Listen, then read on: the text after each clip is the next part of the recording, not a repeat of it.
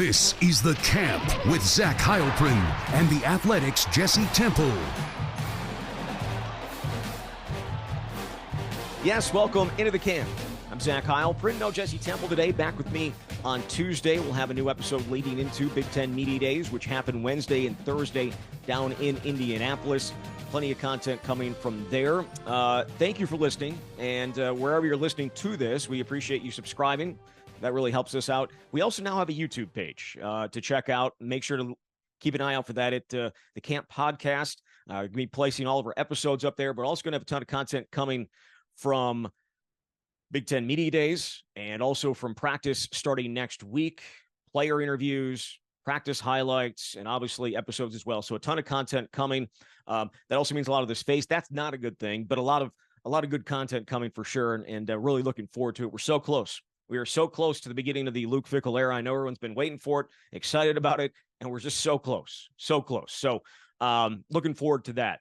Today's episode, another special one in a series on the 1993 Wisconsin Badgers, the one that made a run to the Big Ten title and Rose Bowl for the first time in 31 years. We already had an opportunity to chat with Jay Wilson from a media perspective, caught up with Barry Alvarez from a coach's perspective, so make sure to check those out. There's no time limit on them. You could listen to them today. You could listen to them tomorrow. You could listen to them 3 years from now. There's no difference, right? There's no time-sensitive stuff in those whatsoever, but really, really good stuff from those two. Today, we talk with Steve Malchow. He's with he was the former sports information director for Wisconsin. For anybody wondering what a sports information director does, they are the conduit between the program and the media.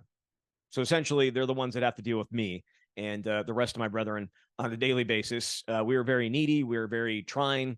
It's not an easy job to do because you have to deal with people that are very much about me. As I said, you can't spell media without me, and there's also an I in it as well. So that's what their job is. But back then, there weren't nearly as many people that wanted to cover the Badgers. So had a great time chatting with Steve about that. Because he showed up in 1990, the same year Barry Alvarez showed up, and so he had some work to do, and we had a great time trying to talking with him about all of that. So here he is, Steve Malchow.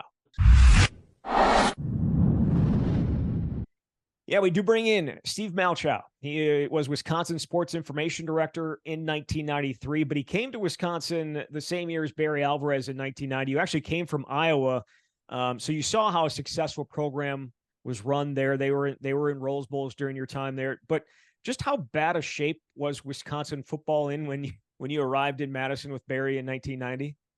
Well, I think this is a pretty easy answer. Ironically, our first game in 1990, we're playing Cal. Game was on ESPN. It was my first year of, running the press box. I was nervous as all get out. Our budget was non-existent. And so at that time, we didn't have computerized stats. We had the little books that they created that you made marks when teams made a first down, but that wasn't my problem. My problem was we didn't have any pencils. So on the way to the game, honest to God story, I stopped at the grocery store on the way to the game, picked up a packet of pencils, and went into the office and sharpened them for the stat crew. That's how I started that day. We were so poor, I didn't have pencils for the stat crew. And we had a lot of big dreams and big goals, and we got beat by Cal, which was a little bit of a shock. And then several games later, we played Northwestern. They were up on us 28-0 in the first half. And I looked at my assistant, who also was a former Iowa staff member, and I said, "We're really bad." At that time, Northwestern hadn't beaten anybody in forever. So, yeah, it was pretty rough sailing at the start. But luckily, we had a leader in Barry Alvarez who was supremely confident, even as we were getting our butt kicked week after week, that we were on the right path. And I know we're going to spend some time here talking about the 93 season, but what really kind of happened was in 92 is sort of when I thought it turned around. Two things happened that year. One of them was we played Ohio State in Madison, and Barry basically at a pep rally promised the world we were going to kick their butt. And of course, Columbus TV stations were at the pep rally. And he came off the stage and looked at me and goes, "How about that?" I rung him up and I said, "Coach, all 3 TV networks from Columbus were here. That's being played in Ohio right now. And he goes, good, we're going to cash that check tomorrow. We won the game. It was our first win over a ranked team. And you're like, okay, we got a heartbeat. And then the year ended in an extremely frustrating situation. We were playing at Northwestern, bowl bid. I mean, the bowl scouts are in the box. Question is which one we getting, and we lose. And it was a gut check because we should have been in the bowl, which would have been a massive marker. And we didn't. We just lost a game we shouldn't have lost. And so going into 93, you felt like we were on the upswing. We were getting better. Barry was getting his culture established and the talent was getting better. So I kind of went into that year thinking we could be decent. I mean, we can challenge for a bowl game. We just did last year. And let's see if we can keep progressing. And so that's how we started 93 with a little bit of hope, but I don't remember a lot of people talking about the Rose Bowl at that point. Yeah. So I went back, and there's a great tool, newspapers.com, where you can go back and you can search anything, right? Like if I put a name in, I could find it in like 1899 if it was in a paper. So I did that for UW, and I went back and looked what the expectations were going into that year. And a lot of the talk was Michigan, Ohio State, Penn State, Illinois, Iowa, like all those teams above you guys. And like what kind of bowl game would you get? Certainly not going to be the Rose Bowl, probably not going to be a January 1 bowl game. But just for you guys, was it just simply expectations-wise going in there, just a bowl game? Because you had come so close the year before, without the Burns fumble, you guys had an opportunity to, kick a field goal and make a bowl game. But would you remember like what the talk was around going into that year? Well, Barry always was brimming with a lot of confidence, so I can't speak for what his goals were, but just my sense of where the program was and what I had seen was that we were certainly going to be competitive for a bowl game. No one was putting us with the likes of, the teams you mentioned there. When you went to the Big Ten kickoff luncheon, nobody really cared. You're the afterthought. I had at the time, the only 2 schools I'd worked at were Iowa and Wisconsin. And there's a common thread there. It's the O-line. Good O-line play allows you to run the ball. Barry Alvarez wanted to run the ball. And I think the 93 team, I should get most of these names right, but I thought what was unique was the O-line was maturing, and they were all former defensive players. As I recall, the left tackle was Mike Verstegen, and he was recruited as like an outside linebacker, D-end.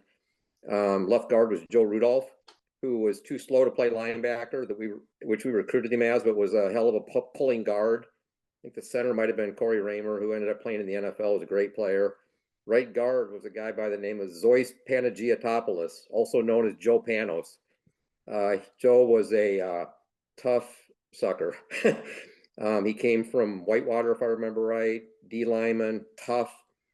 And I think maybe Steve Stark might have been on there too, but he was recruited as a D lineman. So it's a lot of defensive guys moving to offense, and where they may not have been good enough athletes to be defensive people, they were tough guys that were good athletes as offensive people.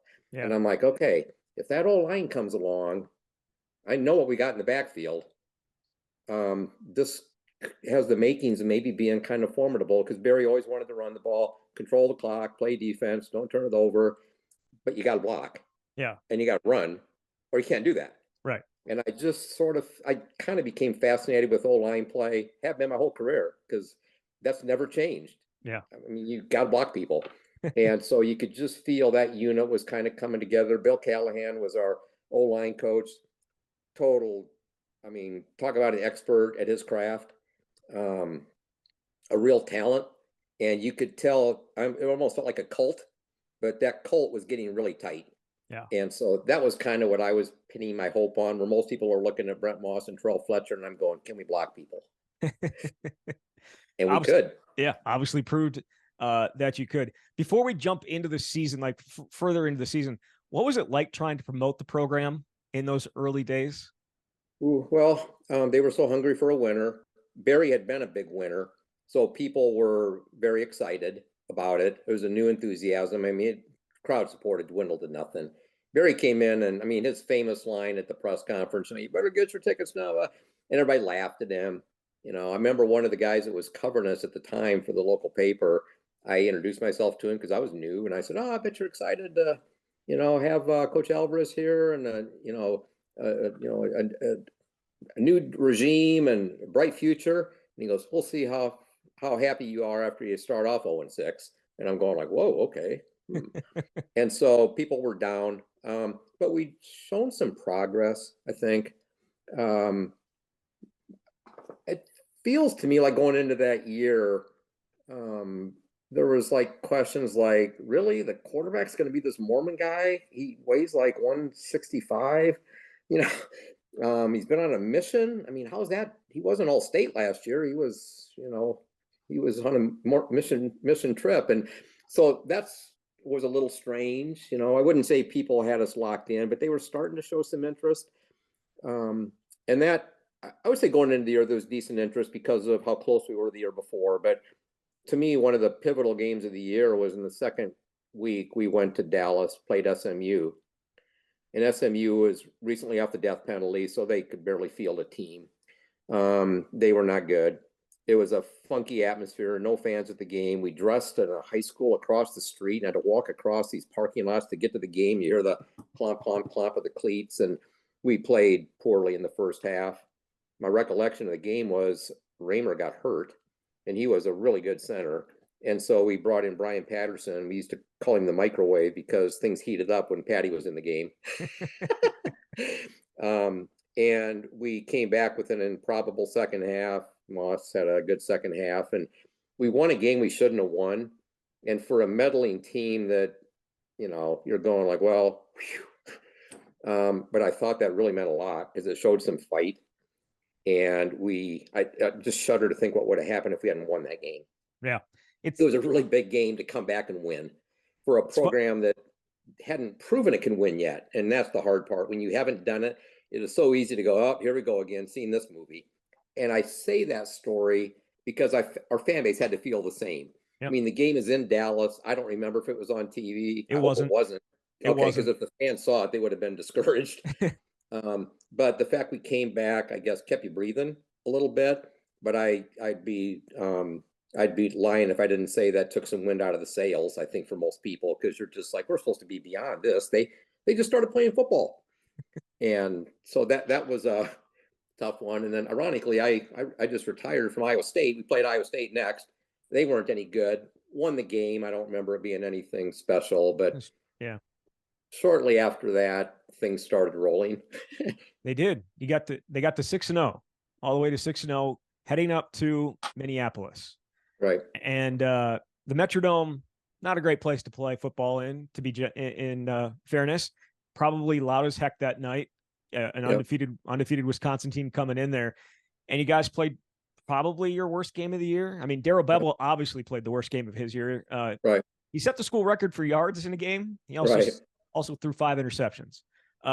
So that took a little bit of, you would say, wind out of the sail a little bit, especially going into the next week, because I know in looking back through these reports, you had been quoted as talking about how many national outlets were getting ready to come into Madison for that Michigan game. And so Wisconsin loses. Michigan's not that good. They're 4-3. I think they're ranked just inside the top 25. And the Michigan game happens. And I don't think it lost it. I don't know if it lost any oomph locally, but it did lose it nationally. But the Michigan game is memorable for so many different reasons. The game itself, right? Yep. And then the aftermath. Right. I wanted to just touch a little bit on Minnesota too. I'd forgotten that Bev had thrown all those picks, but we were a run team. Yep. And our very good offensive line coach, Bill Callahan, was suspended that game. Our linemen it was almost like a cult. They were really tight with Bill.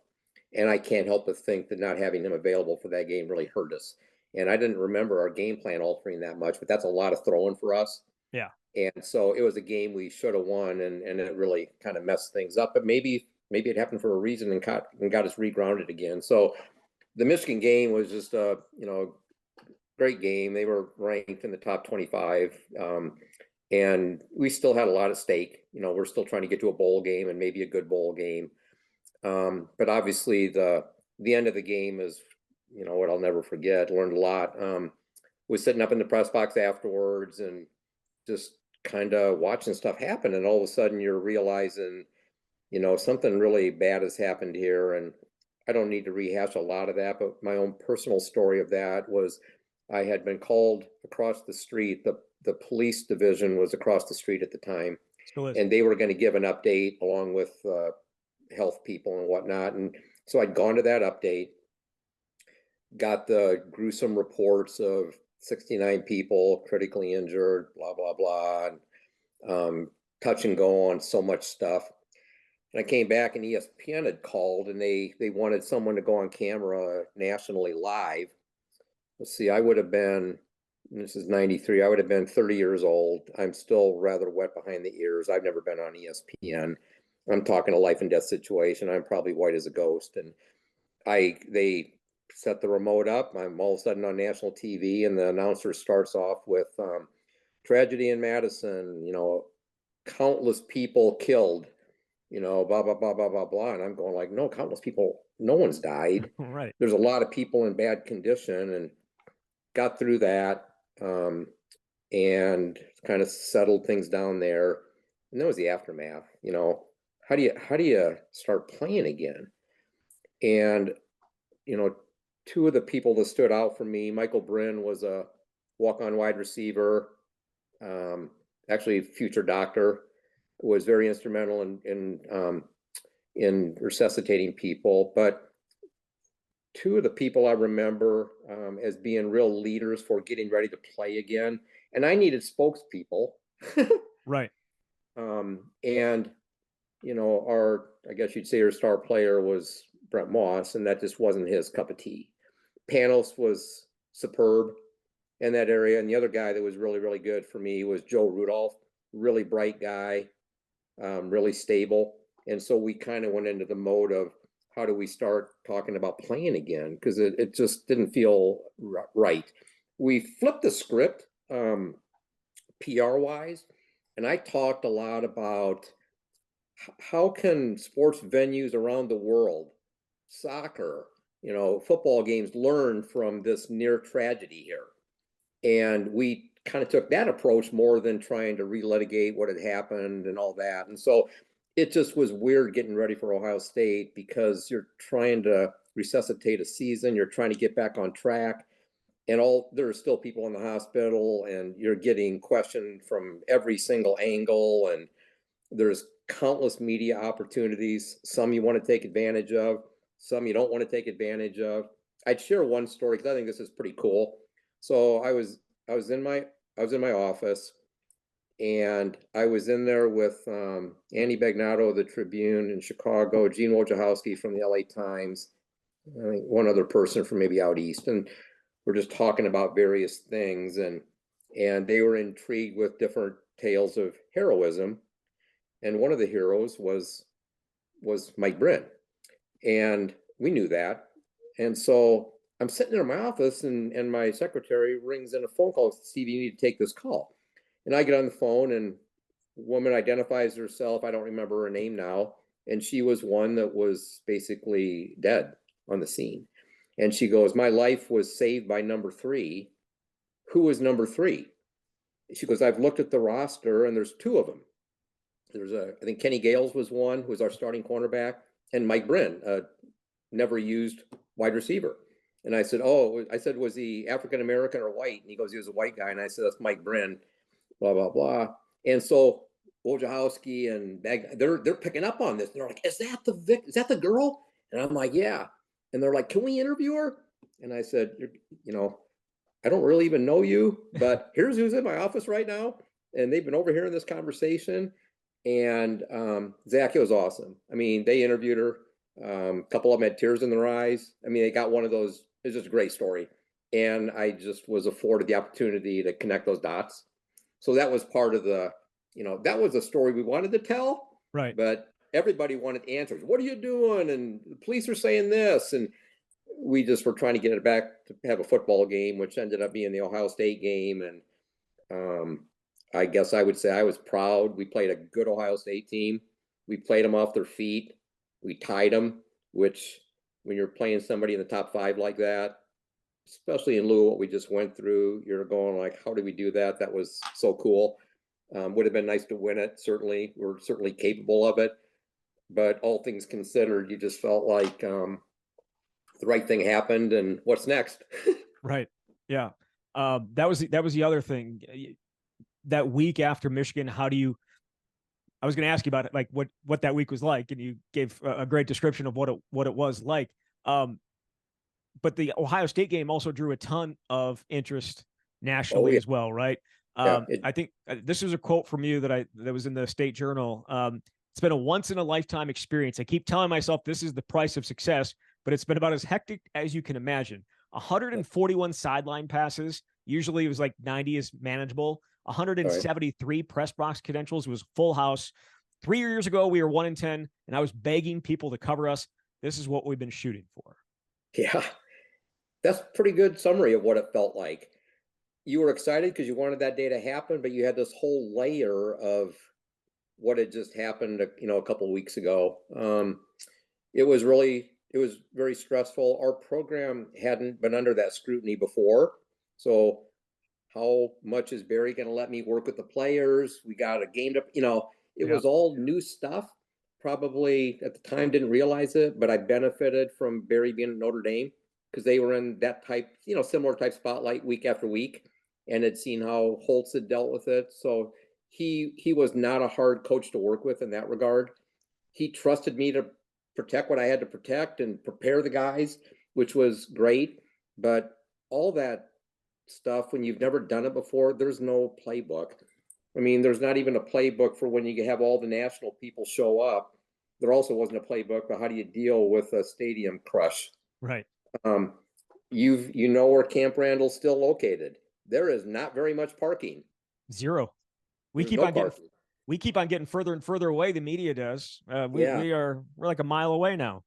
right. So at that time, when ESPN came in to do a game, they'd go, "We need 50 parking passes," and I said, "Okay, here's the church lot. It holds 18 cars. If you can get 18 in, great. If you can only get 16, that's what you. No, we need 50. Here's the church parking lot passes." So that's that piece of it. And then, like you say, it's kind of hard to tell the Boston Globe I don't have parking, or the New Right. York Times or Sports Illustrated. I didn't have parking. And what I remembered was we tried to set up some kind of a shuttle service. I want to say it might have been up to Edgewood College, Sure. which is only up the road. Yeah. But on game day, that's not exactly the 5-minute jaunt that it normally is. No. And I've always been told if you host an NCAA championship or anything like that, the media gets really grumpy about food and parking. So that shuttle had to be good. Yeah. And it's funny what the SID worries about, but my shuttle was good. We somehow survived it, but yeah, we got just bombarded. We weren't accustomed to that, and we did survive it. Learned a ton. Talk about learning on the job. That was what we were all doing. Yeah. But it's interesting that I was trying to remind myself that this is what we wanted. Even though there were probably multiple days that week, I said, this is not what I wanted. It was okay playing Purdue, just trying to get to a bowl game. Right. Yeah. So a few weeks later, the trip to Japan. Right. First, before we get to Japan, so this game was going to decide whether Wisconsin went to the Rose Bowl or not for the first time in 31 years. Right. And there was a chance it wasn't going to be on TV. I went back and looked, and you're quoted as saying, like, yeah, we're having discussions with ESPN. We're not sure yet because this is on the other side of the world. This is in Tokyo. They have to, all this stuff has to happen. Do you remember those conversations of all, like, as to whether it was going to be on TV? Because it's kind of crazy to think that it wouldn't be. Right. I do remember that. I remember vaguely the part about whether it was on or not. What I really remember is it's on. Yeah. And so now how do you go do a nationally televised game in a facility that no one has ever seen? So the director doesn't know where anything is. Are there camera platforms? And you're dealing with people who don't speak English. Where do you start? And so I was concerned. It wasn't my responsibility, but I had to facilitate as best I could. That part ended up going really well, and I don't really even know how. I don't remember who the announcers were or the producers, but I remember having no hiccups. I think Barry was really loose on that trip with just, hey guys, we got to be flexible. You know, stuff's going to happen. Um, we're going to get stuck in traffic because that's what it is in Tokyo. And we're going to get through it. And so that set kind of a tone for our team. And luckily, I think ESPN had that tone. I mean, a lot of times the networks come in and they're all over you. You're doing this, you're doing that. And they also knew we were in a foreign country and, you know, how are we going to pull this off? So, yes, I remember working through that. I remember trying to be as cooperative as we could with them in terms of interviews and prepping for the game. But it was, I mean, the whole thing, running the press box. I don't think we even had a press box. It seems like they put a table or something in the middle of the stands and kind of roped it off. It just was weird. I mean, you don't do a game now without stat monitors. Stat monitors. We were lucky to have stats. Right. I don't even know who did the stats. I can't remember. I don't remember that. But all those things that you take for granted today, we weren't taking anything for granted. We had no idea what was going on. A couple of things leading up to that game, the funny stuff. We traveled with Michigan State. Yeah. We flew on a double-decker plane. That was bizarre. We didn't interact with them. The funny part of the prep was the sunglasses. Yeah. Dennis Hellwig, a longtime trainer, good friend, decided that we were going to wear sunglasses in the daytime and try to stay up at night so it'd get our time clocks together. Barry bought into it. I have no idea if it worked, but Barry sold it that it worked and told our team, we are so, they don't even know what time it is. And we're already, you know, all that stuff. And, you know, Barry finding the angle. Yeah. It was bizarre. And I remember just flying over to the game going, we're going to end up going to a good bowl game. And we're already playing late. So as I got to do my bowl game prep, I'm already a week behind. I'm not even home yet. We don't even know where we're, you know, so I'm starting to kind of panic on the bowl prep stuff. The game I remember, the funny part of the game I remember was the Japanese people had no idea what they were watching. No. This crowd was half green, half red. I think they gave them T-shirts probably on the way in. Yeah, pom-poms, right? Was it? Yeah. Okay. That was funny. And they loved it when the ball went in the air. So if you threw a pass, they all started cheering even before it was caught. They couldn't believe punts. They'd go crazy on punts if it was airborne, and most punts get airborne. So they were fascinated with that. We played in a thing called the Big Egg. That baseball was stadium, right? Yeah, that was the stadium. And it was real obvious early that we were playing for a Rose Bowl bid, and Michigan State wasn't, and they didn't have any interest being there. Yep. And so it really wasn't much of a game. It was more of a kind of a celebration. You just felt early. I felt early we were going to win. And our operations guy and I are and remain good friends. And so the game ended and we were back at the hotel after whatever traffic jam. We must have sat in for hours, and we were going to go out and try to get something to eat. And we were standing outside the hotel, just kind of gathering our thoughts. And I would say my rep was on pretty flatline. And I just like jumped into his arms and said, we're going to the freaking Rose Bowl. Can you believe this? And I remember he looked at me and he goes, in Tokyo, Japan, we're prepping to go to the Rose Bowl. And it was just a surreal moment because obviously his life was about to get tough. I mean, we're going to our first bowl game. What's Barry going to expect? We're going to the Rose Bowl, who kind of tells you what it's going to be. Right. There's not a lot of wiggle room there. We're already behind schedule. Oh my God. And so the ride home from Tokyo, I sat there with my laptop writing bios because I was already, my deadline had passed. Yeah. And it was a long ride of writing bios. That was my work recollection on it. So that was the setup to getting there, I guess. Yeah. So you get to the Rose Bowl, right? But that week, and when we talked with Jay earlier in the series, that entire state almost turned red. I mean, yeah. You know, the city of Los Angeles was red, and then the stadium. But what is it? Do you have any? And I'm guessing you didn't have anything, like you're just standing around watching this. But like the ticket issue that popped up there with all the fans thinking they had tickets, they get there, they don't have tickets, and they end up having to watch the game from this place, this tent outside the stadium. Right. I didn't have to intersect with a lot of that. I knew it was happening. It felt surreal to me that ticket brokers could sell packages and not have the tickets. You didn't know what the truth was. You didn't know who had you just didn't know. And it wasn't affecting me, but you just felt heartbroken for people who, for the first time in their lifetime, were going to get to go be in one of the best college football environments ever. I mean, at 4 o'clock in the afternoon when that plane flies over, it's cool. And they, maybe some of them life savings and things, and then it just was a lot of tension and stuff. And the Rose Bowl did what they could to accommodate them. It just was another emotion that you're just in a season full of ups and downs and goods and bads, and you're going like, is this the reality of being good? Gosh, being mediocre was so much easier. Well, that ended up being an outlier. I mean, you don't have ticket problems every year, but I mean, Right. that crashed into it too.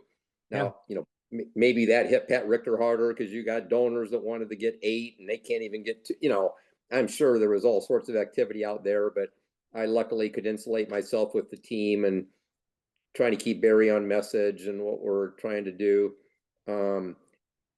You talk about when you walk into the stadium, it was all red. It was absolute home game for us. But the other part that I wanted to mention was, again, Barry looking for the edge. We're playing UCLA. It's our choice for locker room.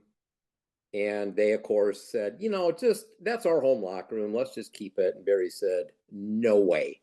That's our locker room. And so, of course, our guys, we went on and on about we stole their locker room. And now we're going to steal the trophy too, the whole thing. And It was one of those things that he would have found something else to motivate us. But we were going in to own it. We earned that. And there ain't no way in heck you move your stuff out of there and in a hurry because we're coming. So not only do we have the home crowd advantage, we had the home locker room too. And we played that up. Yeah. And it was a home game. It was an amazing environment. Even as a kid, I know it was an amazing environment. One of those things you'll never forget. The game itself wasn't a great picture perfect game by any stretch. It was, 6 turnovers by UCLA, Wisconsin Right. grinding it with Brent Moss. But it was at the end with the 5-4, Wayne Cook runs. What are you doing, Wayne Cook? You, I'm sure, were on the field at that time. Yeah. I'm guessing. Yep. What was your experience like when that happened? Get him down. I mean, when he ran, you're going like, what? Oh no, you don't know. I mean, a corner drops his coverage, and they had JJ Stokes, right? Wasn't that his team? Yeah. Who was a phenomenal receiver, and you're just going, oh my God. I mean, all day long you're going like, oh God. That obviously was the one play, and then the other play, I had become good friends just because he was such a quality guy with Bevel. Yeah. And Darryl was a really good quarterback. I mean, he managed things. He was steady, but he couldn't run to save his mom. And what was it, 21-yard maybe, something like that? Yeah, I think it was 21. 21-yard run. There was actually a juke move in there, he claimed. Yep. I think he tripped. But it was a great run. It's amazing. And key play. And so the sack of Cook and the Bevel run were the two outliers in the normal game, which was give the ball to Moss. And the other part, though, that I think people forget about, we had a terrific receiver in Lee Doremus. Yeah. He was our JJ Stokes. He was a really good player. And I remember there was a fight in the second, or I think it doesn't matter what quarter it was, but there was a fight. And Lee's cousin was Marvin Goodwin, who was a good safety at UCLA. And they got tossed out of the game, along with another UCLA player, and maybe more importantly, Mark Montgomery, who was our fullback. Yep. And losing Doremus hurt us because he was a game-changing player. But I thought losing Montgomery, you're like, oh, Lord. I mean, we ran the ball good, and we had a very good O-line. Mark Montgomery could block, too. Yeah. And so you're just like, oh, this can't be happening. It just happened. So you're sort of playing, down the stretch, just like, gosh, can we run out the clock? Can we, all that stuff. And so there's just so much tension. And it probably was the perfect conclusion to just a very emotional year of all the things we just talked about. The game, to me, I don't remember a lot about it. That I remember them having a lot of turnovers, and looking back at it, I'm wondering, how did we not win by more? Right. How did we keep it close? I mean, that would they have half dozen turnovers, five, something like that? 6. Six. And so how did we keep close? And I don't really even remember that. I just remember JJ Stokes could score any play. Is what I felt like. That's what I thought of him as a player. Yeah. Yeah. JJ Stokes was an amazing player. And I think he ended up with 14 catches that day and broke Pat Richter's bowl record, or the Rose Bowl record that he had set 31 years earlier. So he was an amazing player. But after the game in the locker room, I read a story about an interaction you had with Barry in the locker room in reference to Iowa. Iowa, yeah. Well, it's funny because when you started up the tape here again, I was like, I don't have many more stories other than in the locker room. So I'm a bit player in all this. I'm the observer and the recorder. I don't celebrate good. So I was standing actually back by the bathroom and Barry's whooping it up. I mean, he's right front, as he should be. And He's a celebrator. He's a celebrator. He loves it. And he came back, and I'm little and I'm standing back there, and came up and gave me a big hug. And my recollection of the quote 30 years later was something along the lines of, Malchow, we did something the tall Texan never could do. And I knew exactly what that meant. Hayden Fry was our coach at Iowa. That's who gave Barry his start. Barry was a high school coach, and Hayden hired him. Kind of a similar rebuilding process. Iowa hadn't been good, and Hayden turned him around. But Hayden never won the Rose Bowl. And so when we won the Rose Bowl, Barry's mind went right there. And there were several Iowans on the staff, Bernie Wyatt and Dan McCarney, John Chatema, who was my friend, the operations guy. We were all at Iowa, but for whatever reason, I was the one in front of him then. And that was a hug I remember to this day. I mean, that was my personal moment, in the celebration. And it meant a lot that, Barry thought of me to come share that. It was a cool moment. And it's funny, it's those cool moments that you remember more than even the game facts. And as an SID, I'm supposed to remember how many yards people had. Right. And I do some, but it's really more it's the people piece of it. And that was one of those people moments. And I was with Barry a lot of times, including games in Kinnick Stadium early on, when we couldn't quite get past them. And so I think that was the culmination of, we've passed you. Yeah. And what ended up being really cool was, that was the time the program had changed. And frankly, Wisconsin for the next X number of decades has by and large owned that series for two very solid programs built similarly. It's been a really good run for Bucky. Yeah. And I guess in a way, kind of that's sort of when it started a little bit, that for once we knocked down a wall there, and they had nothing to do with that game. But Barry and I were both, they were a program to model yourselves after. Sure. I mean, how many Big Ten West programs right now are saying, how do we become Wisconsin? I mean, look what they've done. And that's kind of what Iowa was. I thought maybe Barry didn't think that, but I kind of did. So it was a good moment, and it was fun. Yeah, no, it definitely was. I think the only thing that could have made that season better, if you're a Wisconsin fan, is if Iowa had been on the schedule that year. They were one of the teams that was not on the schedule, along with Penn State. I believe there might have been one more team, but it was only 11 teams at that point, so maybe I'm wrong. They were on the schedule. That might have been the only thing that could have made it better. But just the 93 season and the 93 team, the 94 Rose Bowl champion, you spent total of 15 years at Wisconsin, so you kind of got to experience a little bit of this. But what was the legacy of it? What did it mean for Wisconsin football? And on to this day, because the last 30 years, I don't think you could really make an argument. This is the golden age of Wisconsin football, these last 30 years, and it started that 93 team. Right. Well, I think two things. It proved that it could be done, and it also set the blueprint as to how to do it. And what I mean by that, and I started this, it's a weird thing to say, but I like O-linemen. O-linemen win games. Yeah. And no one celebrates them. No one knows how to grade them. No one knows anything other than, oh, the quarterback just got sacked. Who blew the block? And I was fortunate to work with some outstanding O-line coaches there. I never played football. I don't know squat about the O-line, but I know when you have a good one because they work together, and that we could get big kids in state. Yep. And when you look to all that success that Barry had going into Bielema, Paul Chris, I mean, what's the constant?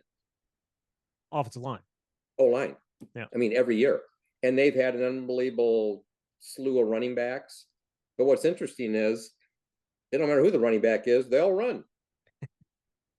and there's good ones and great ones, and there's some that aren't as good, and yet they all are productive. And so I think not only proving you can do it, you can prove how to do it. And I thought, I mean, looking back on it now, I don't know that I thought that in the moment. I mean, I'm 30 years old and just trying to survive. But looking back on it now, that's sustained. And the two programs I worked at prior to Iowa State, Iowa and Wisconsin, have had pretty solid success off their O-line. Yeah. Yeah, for sure. So that's a weird thing to say. I don't know if anybody else would come up with that angle, but until you've done it, you can talk about it a lot, but you gotta do it. And we did it. And I think we learned how to do it and kept doing it. For sure. For sure. Hey, Steve, I really appreciate your time. I've taken more than I asked for, so I apologize about that. Yeah. But it's been great reminiscing with you. Oh, my pleasure. It was fun to talk about it. I had to kind of get a couple cobwebs out and make sure I had the right team. But when I looked at the schedule, it all came back into focus pretty quick. And that's always good to tell stories like that. So anytime I can help you out on something historical, I'll try to reach back into the memory bank and give you a few thoughts. I really appreciate it, Steve. Maybe we'll have to do one next year. We'll look back at the 1998, 99, those back-to-back Rose Bowl teams. It'll be their 25th. I guess it's the 25th this year for the 98 team, but the 25th next year. Maybe we'll have to catch up and do it again next year. Well, that'd be fun. I tend to tell a lot of Ron Dane stories. That's what people want to hear about. So, I am his biggest supporter when it comes to his record, because it is still his record, right? Yeah. And I don't care what Donnell Pumphrey says. I don't care what the NCAA says. It is Ron Dane's record. 71-25 is always going to be the record in my mind. They've really kind of blown that. And I get you can't count everybody's bowl games because you don't have the bowl games from the 50s or whatever. But bottom line is, if you have it, how do you not count it? And the guy lost, probably 750 yards or a lot. I mean, a lot, because he had 3 massive bowl games. I think he lost close to 800. Yeah, because it was, I think his total is 63.97 and his real total is 71.25. So it's almost, it's almost 800. Yeah. Yeah. But well, I could go on for days for that. Yes, exactly. Well, call me anytime. It's fun to reminisce, and I hope the Badger fan base is doing well and they enjoy this. All right. Hey, Steve, thank you. All